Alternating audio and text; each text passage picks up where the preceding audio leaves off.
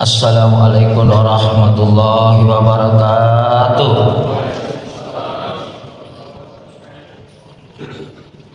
Alhamdulillahi rabbil alamin. Syahr Ramadan allazi unzila fihi al-Qur'an hudan lin-nasi wa bayyinatin minal huda wal furqan.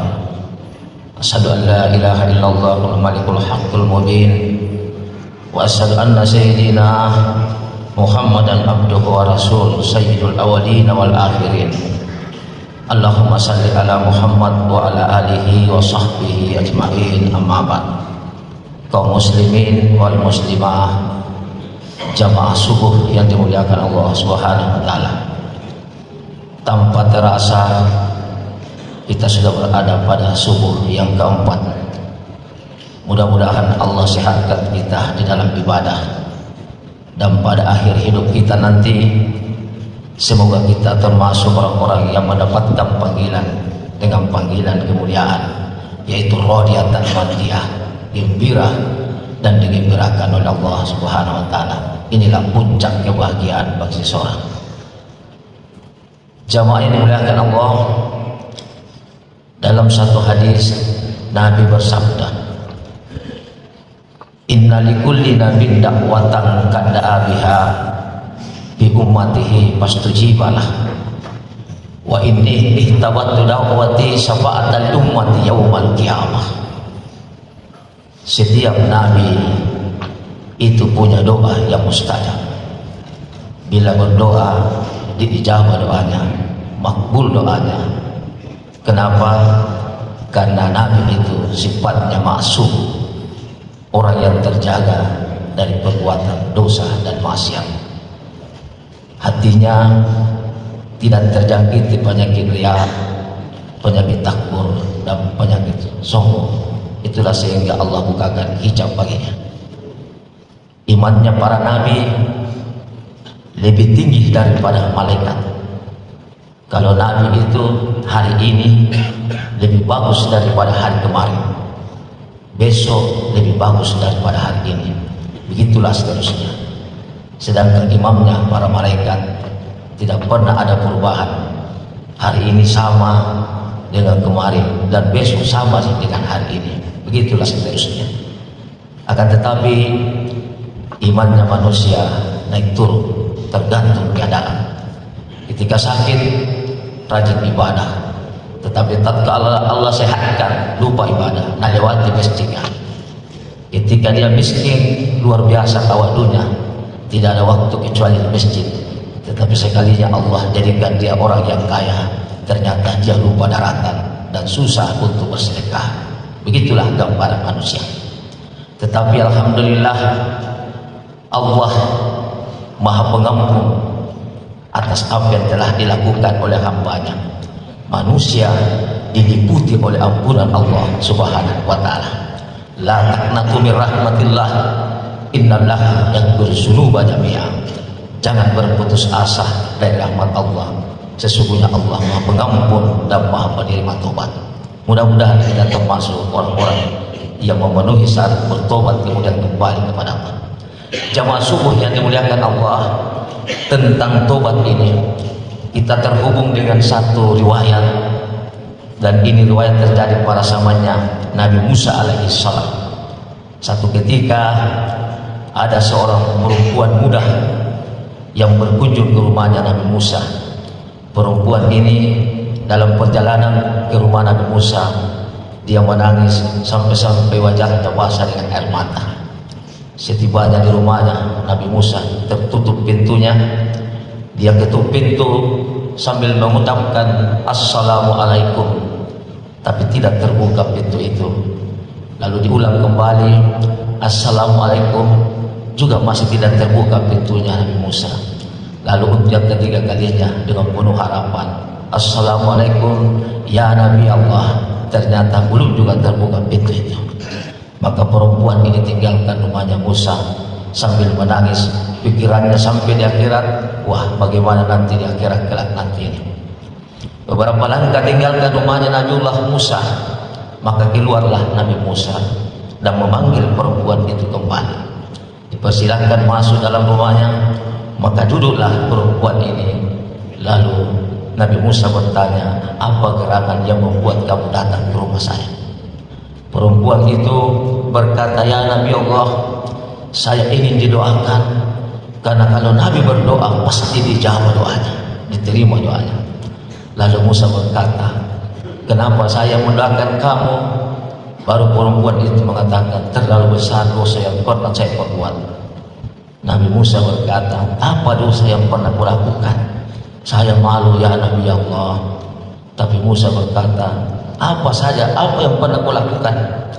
Maka perempuan itu dengan terbata-bata sambil menangis, wajahnya menunduk, tidak mampu menatap wajahnya Musa. Dia berkata, ya Nabi Allah, saya ini seorang perempuan, kemudian saya hamil, lalu lahirlah anak saya. Tatkala anak saya lahir, lalu saya cekik lehernya, lalu sehingga dia mati untuk menutupi aib saya.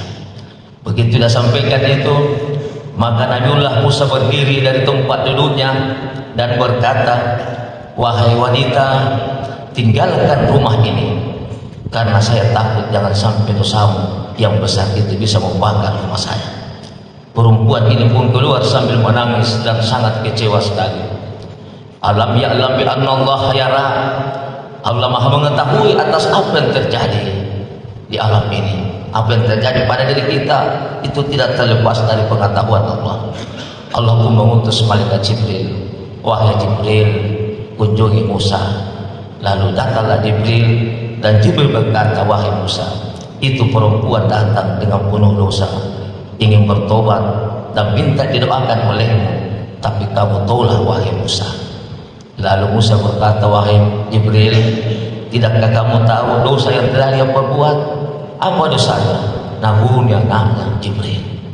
Lalu Jibril berkata, wahai Musa, pahamilah, membunuh itu dosa besar, tetapi ada dosa besar yang sangat gampang dilakukan oleh umat akhir zaman. Zaman kita sekarang ini gampang sekali ini dilakukan. Apa itu?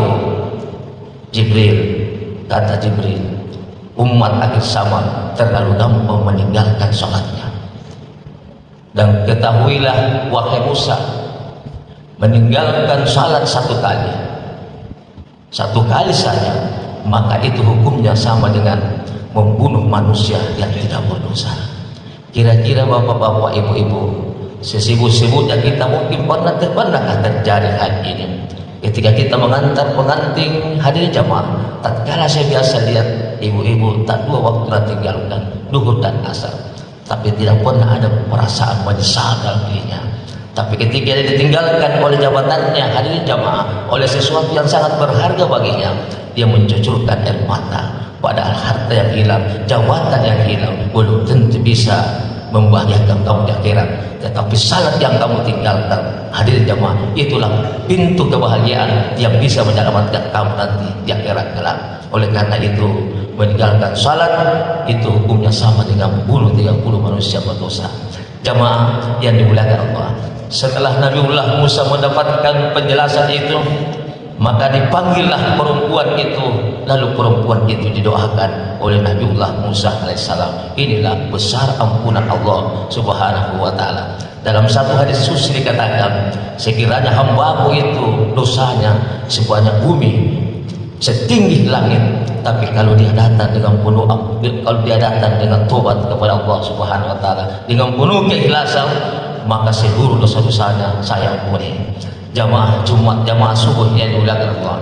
Yang kedua, terkait dengan peristiwa ini juga pernah terjadi di zamannya Rasulullah Sallallahu Alaihi Wasallam. Ada seorang raja yang bernama Raja Al-Kalbi. Raja Al-Kalbi ini adalah kafir, dan Rasulullah menginginkan agar Kalbi itu masuk memeluk agama Islam. Sehingga setiap selesai syarat Nabi berdoa, Allahumma rzuqnil Islam adiyatal kalbi. Ya Allah, masukkanlah Raja Al-Kalbi itu untuk memeluk masuk agama Islam. Nabi pun diterima doanya. Setelah salat fajar, lalu turunlah penyampaian kepada Nabi, wahai Muhammad, sebentar itu Raja Al-Kalbi akan datang menemui kamu untuk menyatakan dirinya masuk agama Islam. Maka Nabi pun sampaikan kepada sahabat, ditunggulah di masjid. Hadirin jemaah, tatkala Raja Al-Kalbi sudah kelihatan di luar memasuki masjid, Maka para sahabat Rasulullah menyambutnya dengan sukacita. Begitu masuk di masjid, sebelum duduk di lantainya masjid, surban Rasulullah dikeluarkannya. Kemudian dihamparkan surban itu di lantai masjid. Lalu Nabi berkata, wahai Raja Al-Kalbi, silakan duduk di atas kain yang telah saya hamparkan itu. Melihat keadaan ini, maka Raja Al-Kalbi tidak menduduki itu kain. Diangkatnya itu kain, kemudian diciumnya kain, berguguranlah air mata Raja Al-Kalbi sambil berkata, wahai Muhammad, sungguh mulia akhlak Muhammad. Ini dikatakan Nabi, innama bu'istu liutammima makarimal akhlak. Hadirin jemaah, lalu Raja Al-Kalbi berkata, wahai Muhammad, kedatangan saya kemari untuk menyatakan diriku masuk agama Islam. Hadirin jemaah, maka dituntutlah mengucapkan dua kalimat syahadat, kalimat thayyibah, kalimat tauhid yang bisa ditukar dengan surga. Kenapa bisa ditukar dengan surga?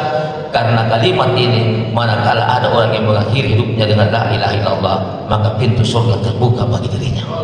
Hadirin jamaah yang dimuliakan Allah Subhanahu wa taala. Lalu dituntutlah dan mengucapkan kalimat la ilaha illallah wa asyhadu anna Muhammadar Rasulullah. Maka semakin banyak air mata itu bertindak keluar, sampai sahabat larut di dalam kesedihan. Nabi pun juga bersedih tatkala diucapkan itu Raja Al-Kalbi. Lalu Al-Kalbi berkata, wahai Muhammad, apakah Allah mengampuni dosa-dosa saya? Dia bilang kepada kita, apa dosa yang telah kamu lakukan? Lalu dia berkata, wahai Muhammad, saya ini punya anak saya semua perempuan, tidak ada laki-laki. Saya tidak inginkan dia menikah karena saya tidak ingin mendapatkan menantu. Jadi anak-anak yang perempuan ini saya akhiri hidupnya, saya tebas lehernya dengan kedua tangan ini. Muhammad, apakah Allah mengampuni dosa saya? Lalu terdiamlah Rasulullah, tidak berkata apa-apa. Mendengarnya ini penyampaian dari Raja Al-Kalbi. Diutus juga malaikat Jibril, Muhammad beri penjelasan kepada Raja Al-Kalbi. Maka Rasulullah berkata, wahai Raja besar, kalimat la ilaha illallah yang engkau ucapkan itu, apabila kamu bisa ikhlas di dalam kalimat itu, maka Allah ampuni segala dosa-dosa. Hadir jamaah, siapakah orang yang ikhlas pada kalimat la ilaha illallah? Kita lihat dalam satu hadis, Nabi bersabda, man qala la ilaha illallah mukhlishan dakhala jannah. Siapa-siapa orang yang bisa mengucapkan kalimat la ilaha illallah dengan ikhlas, dakhala jannah, maka tempatnya adalah surga. Sahabat bertanya, qila ya Rasulullah wa ma ihlamuha, siapakah orang yang bisa ikhlas dalam kalimat la ilaha illallah, bagaimana ciri-cirinya ya Rasulullah? Lalu Nabi menyambut sabdanya, ciri-cirinya mengetahui, qala allazi tahjusuhu an majaharimillah, adalah orang yang dapat menahan dirinya dari perbuatan dosa dan maksiat kepada Allah Subhanahu wa taala. Bukankah setiap salat, di dalam salat pasti kita membaca asyhadu an la ilaha illallah wa asyhadu anna muhammadar rasulullah? Karena manakala kita tidak baca ini ayat, ini syahadat, batal salatnya seseorang. Tetapi yang menjadi pertanyaan, apakah kita sudah termasuk orang yang ikhlas pada kalimat la ilaha illallah? Jamaah subuh yang dimuliakan Allah Subhanahu wa taala. Oleh karena itu, marilah di setiap selesai kita salat, kita selalu memohon agar kita gampang mengucapkan la ilaha illallah. Nabiullah Ibrahim alaihissalam setiap selesai salat pasti baca doanya. Apa baca? Rabbi ja'alni muqimas sholati wa min suriyati. Ya Allah, jadikanlah saya termasuk orang yang mendirikan salat dan keluarga saya, bukan orang yang salatnya minta. Karena salat belum tentu mendirikan salat. Kalau mendirikan salat pasti salat. Orang yang mendirikan salat, hadir jamaah, orang yang bisa menahan dari perbuatan dosa dan maksiat kepada Allah Subhanahu wa taala. Itulah sehingga Rasulullah mengatakan di dalam satu hadisnya, innal musallina katsir wal muqimina laha qalil. Betapa banyak manusia yang salat tetapi mereka hanya salat, tidak mendirikan salat. Dia salat tapi nak bomben tonji orang, dia salat tapi nak riba tonji orang, dia salat tapi nak sakiti tonji orang. Hatinya hadir jamaah, rabbuna sambayana inna sholata tanha anil fahsai wal munkar, adalah salat bisa menjauhkan kamu dari perbuatan keji dan munkar. jamaah subuh yang dimuliakan Allah Subhanahu wa taala. Semoga kita termasuk orang-orang yang mendapatkan ampunan Allah Subhanahu wa taala. Saya kira inilah mungkin dan semua saya sampaikan pada kesempatan subuh ini, mudah-mudahan ada manfaatnya. Bismillahirrahmanirrahim. Alhamdulillahirabbil alamin. Allahumma shalli ala Muhammad wa ala ali Muhammad. Allahumma inna nas'aluka salamatan fid din wa afiyatan fil jasad wa siyadatan fil ilm wa barakatan fil rizqi wa taubatan qabla al maut wa rahmatan indal maut wa maghfiratan ba'dal maut. Allahumma khawin alaina fi sakaratil maut wa najatan minan nar wa la hisab. Allahumma ighfir lil muslimina wal muslimat wal mu'minina wal mu'minat al ahya'i wal amwat innaka antas samiul qareeb mujibud da'wat ya qadil hajat wa ghafir sunuba bil hati bi rahmatika ya arhamar rahimin. Allahumma ansur juyusal muslimin wa asakiral muakhirin. Allahumma ahlikil kafaratal muslimin adaka da'adina ya mulibus sa'ilin. Allahumma rabbana atina fid dunya hasanah wa bil akhirati hasanah wa qina azaban nar. Subhanaka rabbil izzati amma yasifun wa salamun alal mursalin walhamdulillahi rabbil alamin bi barakatil Fatihah. Alhamdulillah rabbil alamin. Iyyaka na'budu wa iyyaka nasta'in. Shiratal ladzina an'amta 'alaihim. Wassalamualaikum warahmatullahi wabarakatuh.